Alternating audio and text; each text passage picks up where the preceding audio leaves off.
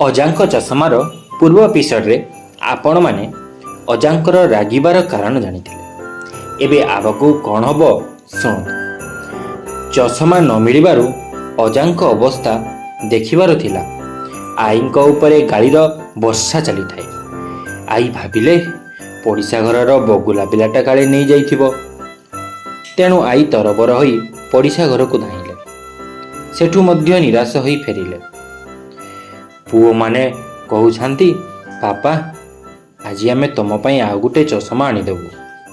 ତାପରେ ଅଜା କହୁଛନ୍ତି, ସେଇଟା ମୋର ବହୁତ ପୁରୁଣା ଚଷମା, ମୁଁ ତା ଛଡ଼ା କିଛି ପିନ୍ଧିବି ନାହିଁ, ହେଲା ବୁଝିପାରିଲ? ଏହା ଶୁଣି ସମସ୍ତେ ଚିନ୍ତାରେ ପଡ଼ିଗଲେ। ଯଦି ଅଜାଙ୍କର ବିପି ବଢ଼ିଯିବ ତାହେଲେ ତ ବହୁତ ଅସୁବିଧା ହେଇଯିବ। ବଡ଼ ନାତି ଟୋକାଟା ଭାରି ସିଆଣିଆ ଥିଲା। ଅଜାଙ୍କ ବେଡରୁମ୍ରୁ ତାଙ୍କ ମାଧୁରୀ ମାନେ ଆଈଙ୍କ ପୋଷା ବିଲେଇ ବାହାରିବାର ସେ ଦେଖିଥିଲା।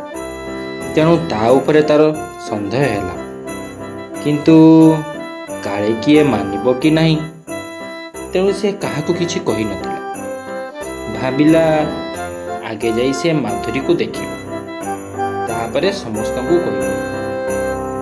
ଦାଣ୍ଡ ବାଡ଼ି ଚାରିଆଡ଼େ ଖୋଜାଖୋଜି କଲା, କୋଉଠି ହେଲେ ତାକୁ ପାଇଲା ନାହିଁ। ପୁରୁଣା ଘର କୋଠା ଉପରକୁ ଟର୍ଚ୍ଚ ନେଇ ଗଲା। ହେଲେ ଗଲା ବେଳକୁ ମାଧୁରୀ ତା ସାଙ୍ଗ ସହ ଚଷମାରେ ଖେଳୁଛି। ସିଏ କିଛି ଶବ୍ଦ ନ କରି ତଳକୁ ଧୀରେ ଧୀରେ ଓହ୍ଲାଇ ଆସିଲା। ସମସ୍ତଙ୍କୁ କୋଠା ଉପରକୁ ଡାକି ନେଇଗଲା। ଦେଖିଲା ବେଳକୁ ଦୁଇ ବିଲେଇ ଚଷମାରେ ନାନା କାରବାର କରି ଚାଲିଛନ୍ତି। ଅଜା ଆଈଙ୍କୁ ବିଲେଇ ରଖିବା ପାଇଁ ମନା କରୁଥିଲେ। ତେଣୁ ଆଈଙ୍କ ଅବସ୍ଥା ଯାହା ହୋଇଥିବ ଆପଣମାନେ ବୁଝିପାରୁଥିବେ ତ। ଚଷମା ଟିକେ ଢିଲା ଜଣା ପଡ଼ୁଥିଲା, ତେଣୁ ସାଙ୍ଗେ ସାଙ୍ଗେ ତାକୁ ରିପେୟାର ପାଇଁ ଦିଆଗଲା। ସନ୍ଧ୍ୟା ବେଳକୁ ଅଜାଙ୍କ ହାତକୁ ଚଷମା ଆସିଲା।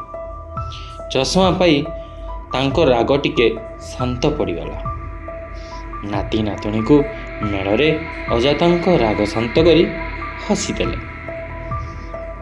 ଏହି କାହାଣୀଟି ଆପଣମାନଙ୍କୁ କେମିତି ଲାଗିଲା କମେଣ୍ଟ ମାଧ୍ୟମରେ ନିଶ୍ଚିତ ଭାବରେ ଜଣାଇବେ ଏବଂ ଆମ ଚ୍ୟାନେଲକୁ ଲାଇକ୍, ସେୟାର ଏବଂ ସବସ୍କ୍ରାଇବ୍ କରିବାକୁ ଜମାରୁ ଭୁଲନ୍ତୁ ନାହିଁ। ଜୟ ଜଗନ୍ନାଥ।